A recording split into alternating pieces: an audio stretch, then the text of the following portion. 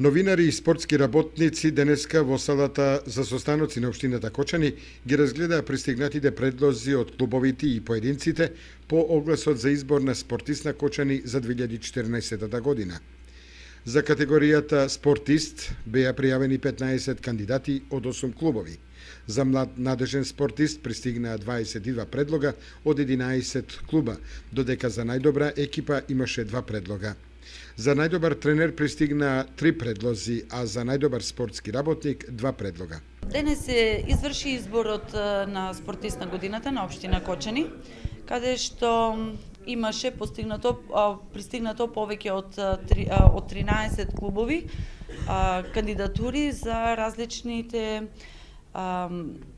категории, како што се предлог за спортист на годината, млад надежен спортист, најдобра екипа, најдобар тренер, спортски работник. Комисијата ги разгледуваше поединечно по сите категории, за сите кандидати, беа прочитани и разгледани сите документи, сите нивни постигнувања. Од млади надежни спортисти, од вкупно 22 пријавени кандидати, беа избрани вкупно 10 кои што ќе бидат предложени за најдобри кандидати. Избран е спортистот на годината, тоа е по трет пат Мартин Стоименов.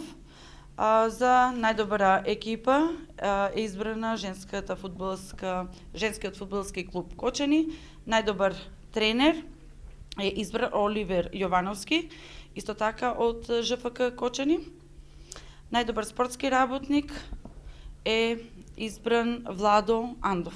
Комисијата која ги вреднуваше постигањата на спортските екипи и поединци за изборот на спортист на Кочани за минатата година донесе одлука да биде доделено признанието за трајни вредности во спортот.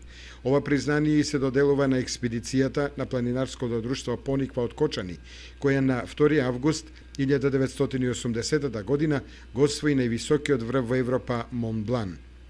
Традиционалниот избор на спортист на Кочани за минатата година ќе се одржи на 29 јануари во 19 часот во хотелот Национал, на која вечер ќе биде промовирана и монографијата посветена на 90 години фудбал.